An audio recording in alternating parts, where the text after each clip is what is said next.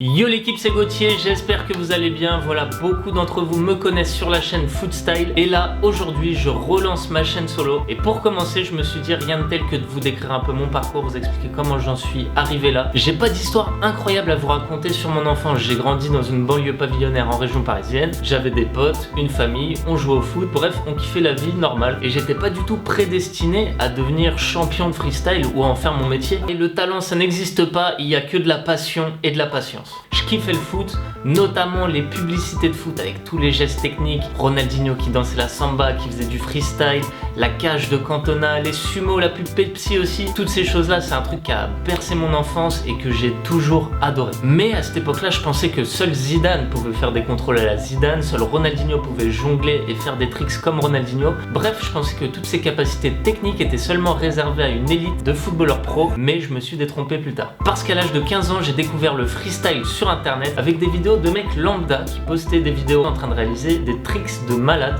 Et ça, dans mon cerveau, ça a créé vraiment un tilt. Non de Zeus.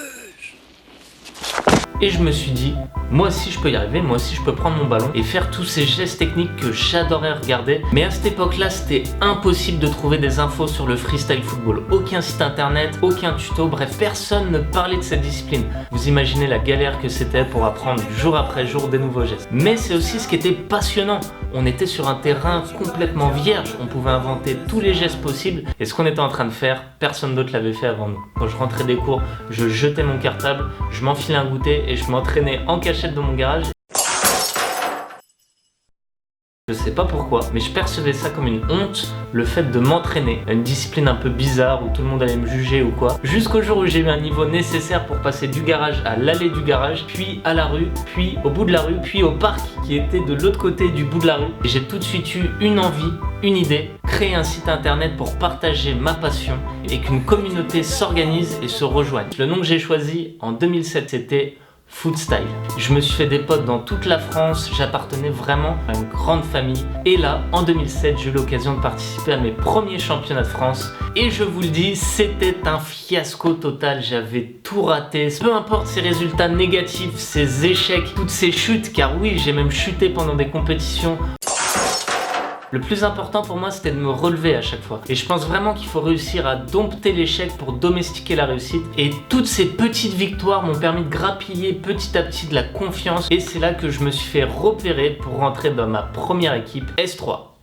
Et ouais, il y en a beaucoup d'entre vous qui ne le savaient pas forcément, qui vont peut-être être surpris de l'apprendre. C'est là que j'ai rencontré Céane, Was, Andreas, mais surtout Samy. On a squatté la place du Trocadéro ou même les Champs-Élysées avec Was. Beaucoup de street show et ça m'a appris beaucoup de choses. Parce que voilà, aujourd'hui, je suis pas là pour mentir devant cette caméra, je vous raconte la vraie histoire. Et mon premier grand voyage à faire des shows de freestyle, je l'ai fait aussi avec Was. On était parti 2 semaines à Singapour et pour moi, c'était une révélation incroyable. Je voulais absolument faire ça de ma vie, pouvoir vivre et faire des shows comme ça devant les gens. Et même si le soir on se couchait très tard pour se lever très tôt le lendemain, j'avais un peps fou et de pouvoir faire ces shows devant le public, c'était un truc incroyable pour moi. Et je crois que c'est vraiment à cette époque-là que je suis tombé amoureux de la scène, amoureux du fait de faire des shows devant le public. Et c'est encore aujourd'hui ce qui m'anime le plus, cette adrénaline du spectacle, cette adrénaline de la scène. Et à cette époque-là, dans la team S3, on était vraiment soudés, on était tous comme des frères. Mais ce dont on n'aurait pas pu se douter déjà, c'est qu'on rencontrerait un énorme succès comme ça, mais aussi qu'on le rencontrerait ce succès mais tous séparés. Was de son côté, Céane S3 du leur, Footstyle et moi aussi d'un autre côté. Encore une fois, on a tous commencé ensemble et au final on finit tous séparés,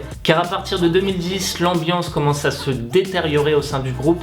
Samy et moi notamment, on se sentait énormément bridés dans notre potentiel, on n'avait pas toutes les libertés qu'on voulait pour pouvoir monter nos projets, mener à bien nos shows et de se développer comme on avait envie de se développer. Honnêtement, on n'était pas trop fan du mode de fonctionnement qu'il y avait dans l'équipe. Voilà, on trouvait que ça tournait beaucoup trop autour de Céane, chose que je respecte aujourd'hui, qui a peut-être changé d'ailleurs aujourd'hui, je suis pas là pour me prononcer là-dessus. Et du coup, toute l'équipe décide de nous tourner le dos et Samy et moi, on prend notre courage à deux mains et on part de notre côté pour monter une nouvelle équipe, un nouveau projet et se lancer dans une nouvelle aventure. Et aujourd'hui, avec le recul, je pense que c'était vraiment le bon choix à faire parce qu'on a réussi à se développer. Et à mon avis, nous serait pas forcément arrivé si on était restés tous ensemble chez S3. Et je suis super content de voir que chacun d'entre eux a réussi et je pense que de leur côté aussi. Un des autres grands tournants de ma carrière, ça a été de rencontrer mon pote Andrew Anderson en 2010. Et par la suite, on est devenus vraiment très potes. On a même voyagé dans plus de 15 pays ensemble tous les deux, que ce soit pour des shows, des compétitions ou même des vacances.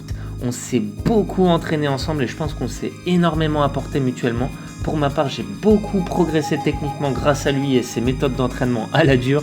La récompense de tout ce progrès a sonné en 2011 quand je fus appelé pour représenter la France sur les premiers championnats du monde organisés par une fédération internationale. Et sur cette compétition-là, j'allais côtoyer Andrew qui lui représentait l'Angleterre, mais il y avait aussi un deuxième représentant français et je vous le donne dans le mille, c'était Sehan. On allait se retrouver dans une compétition et peut-être s'affronter. Et ces championnats du monde là, ils n'étaient pas gagnés d'avance du tout pour moi. Pour vous dire, personne ne s'attendait à ce que je fasse un résultat. J'étais classé 16e selon eux, impossible que je l'emporte. Et à la surprise générale, j'ai fini premier en show et deuxième en battle, en finale, face à mon pote Andrew avec qui je m'étais entraîné et je pense qu'on a eu la bonne méthode d'entraînement pour se retrouver tous les deux en finale. Et 2011 aurait été l'année la plus prolifique pour moi en termes de palmarès parce que cette année-là, je m'impose en duo avec mon pote Clem et on obtient un titre de champion du monde dans la catégorie duo. Après ces compétitions-là, j'ai complètement arrêté les études pour me consacrer à 100% freestyle, vivre mon rêve, à partager ma passion avec du public, à faire des initiations, à vous partager des petits tutos aussi sur internet. Et justement, pour tout ce qui est rivalité en 2012, une autre rivalité va naître, une rivalité avec Was dans la catégorie show solo. Je l'ai remporté à 4 reprises et il a fini sur la deuxième marche du podium aussi à 4 reprises. Mais c'était toujours serré, ça se jouait à peu et encore une fois, c'était la continuité de ces histoires qui avaient eu lieu en 2010 avec S3. Et pour passer à la vitesse supérieure, je décide de prendre un appart et qu'on se mette à 3 en colocation avec Samy et Gaëtan.